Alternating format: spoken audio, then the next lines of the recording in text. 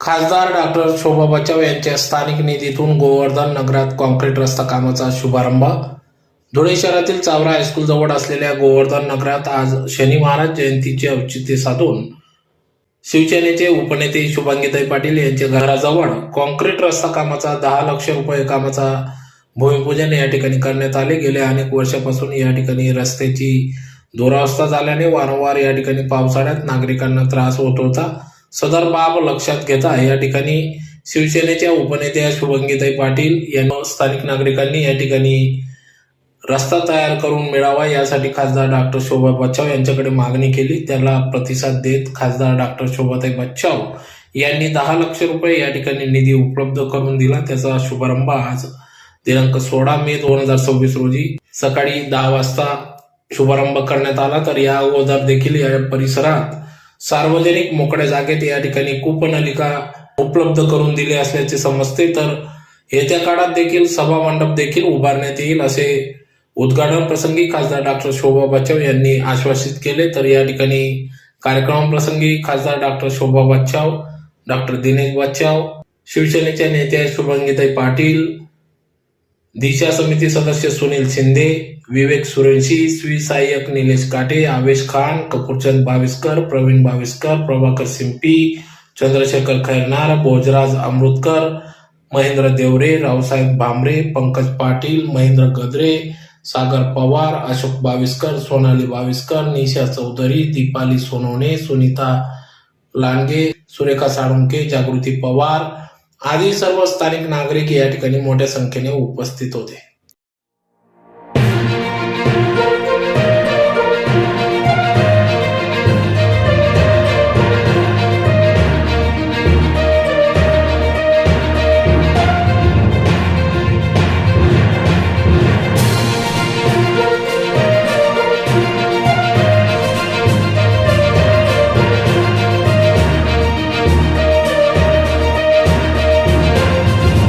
लोक आम्ही आपल्या पाठीशी खंबीरपणाने उभं होतो.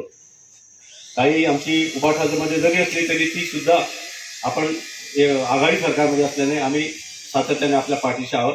केव्हाही आपण आवाज द्या, आम्ही आपल्यासाठी उभे आहोत. आमचे मित्र, माझे विद्यार्थी आहेत BEdचे, पण इतके सुंदर बोलत होते. आज मी त्यांना बघितल्यानंतर म्हटलं, मला असं वाटलं ताई माझ्या हातात माईक देऊन दिला, पण आज त्यांनी माझी बाजू सांभाळून घेतली. मला खूप आनंद वाटला. ताई, आमच्या परिसरामध्ये हा परिसर चावराच्या माध्यमातून खूप याच्यामध्ये आला आहे, रहदारीचा झालेला आहे. आणि हा जो रोड आहे नकाणे रोड, किशोरपांच्या मठापासून तर आपण जिथून टर्न झाला तिथून तर चावरा हायस्कूलपर्यंत. तरी सर हा जो जिथून टर्न झाला आपण तो आता 2-3 महिन्यापूर्वी तयार झाला. 2 वर्षापासून 10,000 पालक आणि विद्यार्थ्यांना त्याच्यावर एवढा त्रास झाला. ताईला मी रागवलो 2-4 वेळा. ताईंच्या कानावर टाका, तुम्ही एक नेते आहे ज्या परिसरामध्ये राहतात, ते पोरांचे एवढे हाल होत आहेत, मुलांचे, महिला असतात, मुली असतात. तर हो सर असं म्हणून ते आपल्यापर्यंत आम्ही पोहोचलो. आपण त्याची दखल घेतली. त्याच्यात आपण खूप चांगल्या रोडच्या रस्त्याच्या कामासाठी आपण या ठिकाणी उपस्थित झालात. मी पूर्ण परिसराच्या वतीने नव्हे तर देवपूरच्या परिसराच्या वतीने आपलं या ठिकाणी स्वागत करतो. वेगवेगळ्या शाळेत आपण काम करतो, वेगवेगळ्या ठिकाणी डिपार्टमेंटला काम करतो म्हणून काही राजकीय व्यासपीठ नाही, पण तरी सुद्धा खासदारांनी न्याय कसा दिला पाहिजे, प्रत्येक घटकाला न्याय मिळायला पाहिजे. ताई, माझ्या मताने मी 2009 पासून या कॉलनीत राहते. या कॉलनीचा हा रस्ता आज सर बाविस्कर सर पहिल्या वेळेस होता. इतक्या वर्षात आज पहिल्या वेळेस होतं. आम्ही स्वतः खर्चाने हा रस्ता निमित्त चाललेलो आणि ती दखल आज तुम्ही घेतलीत म्हणून तुम्ही लोकप्रिय आहात आमच्या सगळ्यांसाठी. म्हणून अशा आदरणीय लोकप्रिय खासदार आपल्या शोभाताई बच्चाव. आणि म्हणतात यशस्वी पुरुषामागे एक यशस्वी स्त्री असते, पण ताईंसारख्या माझ्यासारख्या फार क्वचित स्त्री आहेत. आज म्हटलंच गेलं पाहिजे या व्यासपीठावरून. अनेक जण समोरून म्हणतात, पण मी पण म्हटलंच पाहिजे. आम्ही सावित्रीमाईन इतक्या त्यांच्या पायाच्या धूळ पण नाही आहोत. सावित्रीमाईन महात्मा फुले ग्रेट होते, त्यांच्या इतक्या नाहीत, पण एखाद्या सावित्रीच्या लेकीला घराच्या बाहेर काढलं पाहिजे. ती पण चांगलं काम समाजात किंवा सदनात करू शकते, महाराष्ट्रात, देशात करू शकते. हे आमच्यातल्या एखाद्या इथे समोर बसलेले ताई आमच्या कॉलनीचे सगळे पुरुष खूप चांगले आहेत, स्त्रियांना वाव देतात, पण एखाद्या यशस्वी पुरुषामागे स्त्री असते तसे आम्ही यशस्वी स्त्रिया या पुरुषांनी आम्हाला केलेले. असे मी त्यांना बच्चाव सरांचं उदाहरण, दिनेश बच्चाव डॉक्टर साहेबांचं उदाहरण मी वकील साहेबांना नेहमी देते. ते तरी कधीतरी चिडून जातात, तर आमचे डॉक्टर साहेब मी ताईंवर चिडताना कधीच बघितलं नाही. कारण की बाविस्कर सर आणि जसपाल सर शिवसेना डेंजर आहे.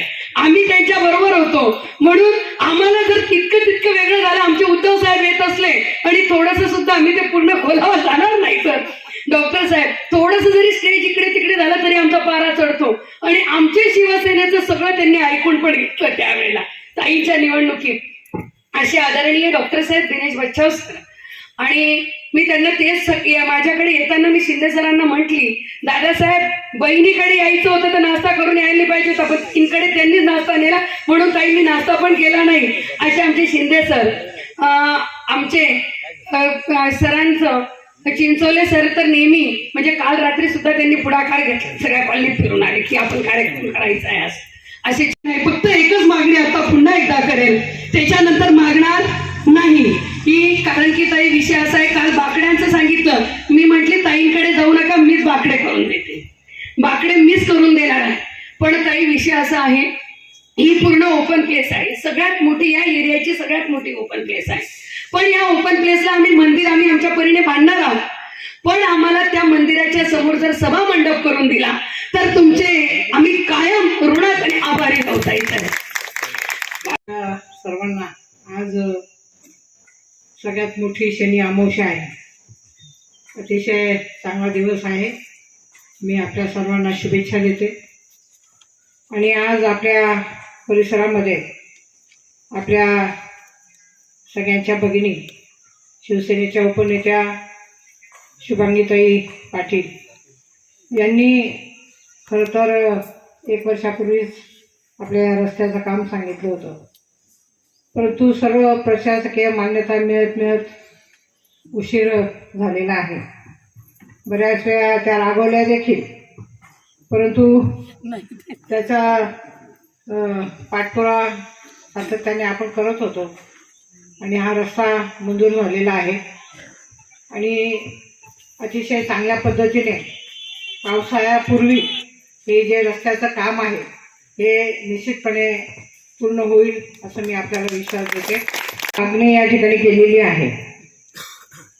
आपल्या गोवर्धन नगर कॉलनीमध्ये आपण मंदिर बांधणार आहोत. आणि हे मंदिर झाल्यानंतर त्या ठिकाणी सभा मंडप मंदिराला करण्याच्या संदर्भामध्ये त्यांनी मागणी केलेली आहे. आणि आपण सगळ्यांनी ताईंना आशीर्वाद पण दिलेले आहे की आपण नक्की आमदार होणार आहात. तर जर ताई आमदार झाल्या होतीलच तर आपण आमदार निधीतून ते करून घेऊ, परंतु त्याला जर थोडा वेळ लागला तर मी करून देईन.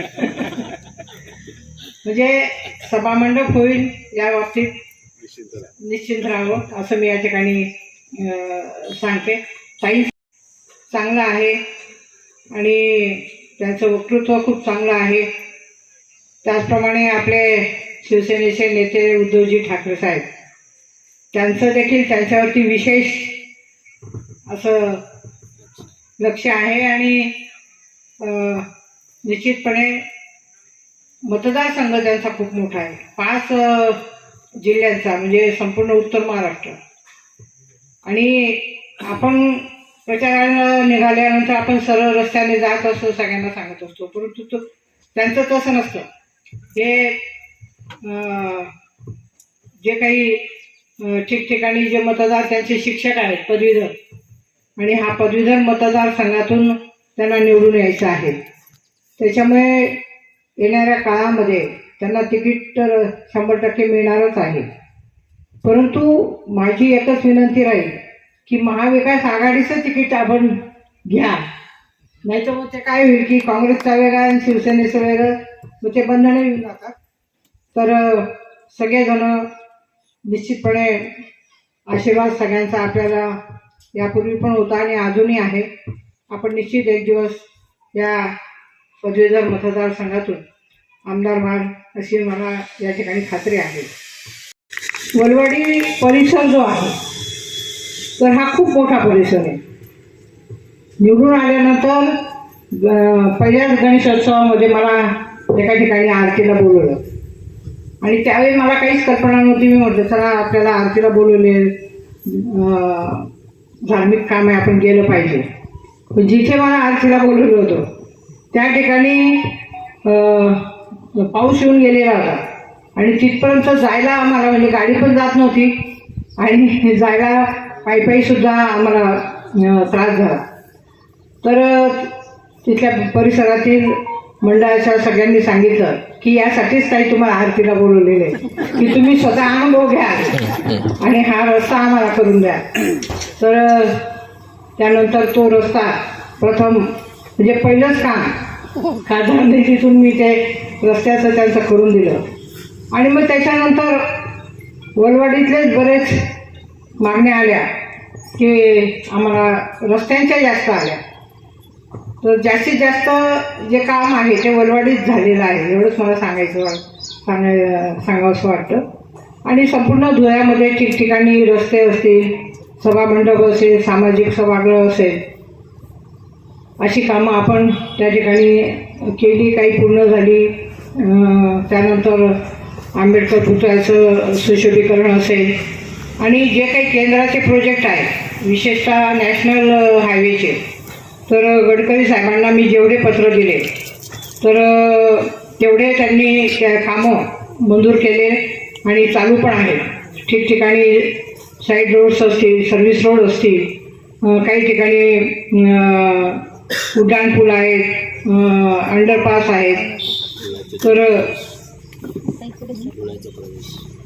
आणि धुळ्याचा जो प्रवेशद्वार आहे तो देखील आपल्याला मोठा करायचा आहे. 6 लेनिंग मंजूर झालेला आहे, म्हणजे पिंपळगाव टू धुळे हा 6 लेनिंग पण मंजूर झालेला आहे. साहेबांनी मला सांगितलं की नॅशनल हायवेशी रिलेटेड जेवढे कामं असतील ते तुम्ही मला द्या, मी ते सगळे मंजूर करेन. आणि बायपास पण मंजूर झालेला आहे. फागण्याचा रस्ता देखील त्या ठिकाणी महत्त्वाचा आहे. तर हे केंद्र शासनाचं प्रोजेक्ट आहे. त्याचप्रमाणे धुळ्याचा 25 वर्ष पिण्याचा पाण्याचा प्रश्न सोडवण्याच्या दृष्टिकोनातून जी काही तापी परियोजना आहे तिला 40 वर्ष झाली. ती लाईन जुनी झाल्यामुळे लिकेजेस खूप वाढलेले आहेत. त्याच्यामुळे ज्या फोर्सने पाणी यायला पाहिजे ते येत नाही.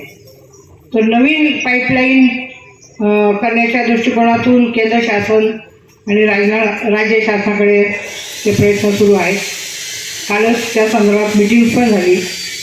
दुसरं म्हणजे अक्कलपाडा धरणातून जे काही पाईपद्वारे पाणी आपल्याला येतं तर ते धरण जे आहे ते 65% त्याचं काम झालेलं आहे. परंतु 35% पाणी वाहून जातं आणि म्हणून ते 100% धरण पूर्ण होण्यासाठी 200 हेक्टर जमीन अधिग्रहण करण्याचा प्रस्ताव या ठिकाणी केंद्र शासनाकडे आणि राज्य शासनाकडे पाठवलेला आहे. त्याच्यापैकी 198 हेक्टर जे काही जागा अधिग्रहण करण्याच्या संदर्भामध्ये कलेक्टर ऑफिसला नोटीस आलेली आहे. त्याप्रमाणे सर्वे होऊन त्याच्यासाठी निधी हा मंजूर होईल. परंतु सुरुवातीचा 1,10,00,000 रुपये निधी सर्वेक्षणासाठी मंजूर झालेला आहे. त्याच्या सुप्रमा आल्यानंतर ते काम निश्चितपणे सुरू होणार आहे. तिसरी गोष्ट म्हणजे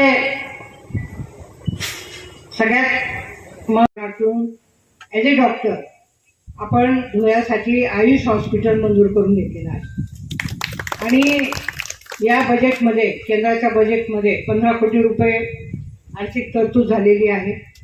हे 50 बेडचं हॉस्पिटल आहे आणि हा प्रोजेक्ट हा लवकरच त्याचं भूमिपूजन होईल आणि त्याचं देखील या ठिकाणी DPRचं काम सुरू आहे. धुळ्यामध्ये चौक सुशोभीकरणाच्या संदर्भामध्ये या ठिकाणी आपलं प्रयत्न आहेत. त्याचप्रमाणे धुळ्यात एक सायन्स सिटी व्हायला पाहिजे, त्यासाठी देखील प्रयत्न आहेत. आणि धुळ्यात विद्यार्थ्यांसाठी एक लायब्ररी आणि अभ्यासिका करण्याच्या दृष्टिकोनातून आपले प्रयत्न आहेत. धुळ्यामध्ये खऱ्या अर्थाने असा जे काही असं आकर्षण व्हायला पाहिजे की लहान लहान मुलं आहेत तर त्यांना देखील सुट्ट्या लागल्यानंतर काहीतरी अम्युजमेंट पार्क किंवा असं काही व्हायला पाहिजे की जेणेकरून मुलांना तिथे जाता येईल. त्यामुळे सायन्स सिटी कलकत्त्याला जर आपण गेला असाल तर त्याची एक खूप मोठी सायन्स सिटी आहे. जवळजवळ 25 हेक्टर जागेमध्ये ती आहे. परंतु आपण देखील या ठिकाणी जागेची मागणी केलेली आहे. तर ती जागा उपलब्ध जर झाली तर आपण केंद्र शासनाच्या माध्यमातून हे काम आपण त्या ठिकाणी करणार आहोत असं मी या ठिकाणी सांगते. केंद्र शासन आणि राज्य शासनाच्या माध्यमातून जे जे काही प्रोजेक्ट्स आपल्याला धुळ्यासाठी करता येईल तर ते आपण निश्चितपणे करणार आहोत. आणि संपूर्ण धुळे लोकसभा मतदारसंघासाठी आता मालेगावसाठी कॅन्सर हॉस्पिटल मंजूर केलेलं आहे आणि धुळ्यासाठी देखील आपल्याला कॅन्सर हॉस्पिटल मंजूर करण्याच्या दृष्टिकोनातून आपले प्रयत्न आहेत. पण पूर्वी ते आसाम धर्तीचं हॉस्पिटल कॅन्सर हॉस्पिटल मंजूर झालं होतं, पण ते जळगावला नेण्यात आलेलं आहे. तर तेच मला या ठिकाणी सांगायचं आहे की पळवापळवीची कामं ही होतात आणि ते बरोबर नाही. धुळ्यातली जी काही MIDC आहे त्याच्यामध्ये नवीन उद्योग आणण्याच्या दृष्टिकोनातून मुख्यमंत्री महोदयांना पत्र दिलेले आहे. आपला पाठपुरावा सुरू आहे. कारण दावोसमधील एखादा प्रोजेक्ट धुळ्यात आणला पाहिजे. नरडाणा MIDC हे धुळ्याची आहे तर तिथे हा प्रोजेक्ट व्हायला पाहिजे. इंदोर मनमाड रेल्वेचं काम देखील त्या ठिकाणी मंजूर आहे आणि त्याच्यासाठी 18,056 कोटी निधीची तरतूद झालेली आहे. परंतु जागा अधिग्रहणाचं जे काही कामकाज आहे त्याच्यात अडीअडचणी आहेत. परंतु जे काही शासकीय नियम आहेत त्या नियमानुसारच खरं तर त्या जागा देता येतात. परंतु काही जे लोक आहेत ते त्या शेतकऱ्यांना भडकवतात आणि तुम्हाला आम्ही जास्त पैसे मिळवून देऊ, त्याच्यामुळे ते विरोध आहे. परंतु एक ना एक दिवस त्यांना निश्चितपणे समजेल. जर आपल्याला प्रगती करायची असेल तर सहकार्य हे निश्चितपणे सगळ्यांचं अपेक्षित असतं आणि त्याच्यामुळे संपूर्ण शहराला जिल्ह्याला हा निश्चितपणे फायदा हा होईल. तर हा प्रोजेक्ट जो आहे हा देखील खूप मोठा आहे. अजूनही आपल्या कल्पनेतले काही समजा प्रोजेक्ट्स असतील किंवा तुम्हाला असं वाटत असेल की धुळे शहरासाठी आपण काही केलं पाहिजे तर आपण निश्चितपणे आपण सांगा. कारण धुळ्या जिल्ह्यातले जेवढेही ग्रामीण भाग आहे तिथे पण सिंचनाचे प्रश्न सोडवले गेले पाहिजे. त्या ठिकाणी काही क्रीडा नगरे आपल्याला उभी करता येईल का ते देखील आपला प्रयत्न त्या ठिकाणी आहे. आणि जे गोंदूर विमानतळ आहे तर म्हणजे कंटिन्युअस चालू होण्याच्या दृष्टिकोनातून ती जी धावपट्टी आहे तर ती अपूर्ण आहे. तर ती देखील वाढवण्याच्या दृष्टिकोनातून म्हणजे मी आपले जे राम नायडू साहेब आहेत उड्डाणमंत्री त्यांना देखील मी पत्र दिलेले आहे. परंतु त्यांनी सांगितलं की ती वाढवण्यासाठी जागा अधिग्रहण होणं हे गरजेचं आहे. मुख्यमंत्री असतील, सेक्रेटरी असतील, सगळ्यांना मी त्या ठिकाणी पत्र दिले. आपल्या पालकमंत्र्यांनाही सांगितलं की तुम्ही दिल्लीला या, आपण संयुक्तपणे आपण प्रयत्न करू की जेणेकरून ज्यावेळी अर्जंट आपल्याला दिल्लीला जायचं असेल, मुंबईला जायचं असेल किंवा धुळ्यावरून ज्या ज्या काही विमानसेवा आपल्याला उपलब्ध करून घ्यायच्या असतील तर त्याच्यासाठी ही विमानसेवा म्हणजे विमानतळ हे अद्ययावत होणं हे अतिशय गरजेचं आहे. तर उडान जी स्कीम आहे त्या स्कीममधून ते गोंदूर विमानतळ धरण्याच्या दृष्टिकोनातून पण आपले प्रयत्न आहेत. त्याचप्रमाणे वॉर ट्रॉफी चौक सुशोभीकरणाच्या दृष्टिकोनातून त्या मंजूर झालेल्या आहेत. तर त्यासाठी पण आपले प्रयत्न सुरू आहेत. मला एवढंच सांगायचं आहे की आपल्या सगळ्यांच्या आशीर्वादाने आपण मला निवडून दिलं आणि धुळं जे आहे ही माझी जन्मभूमी आहे.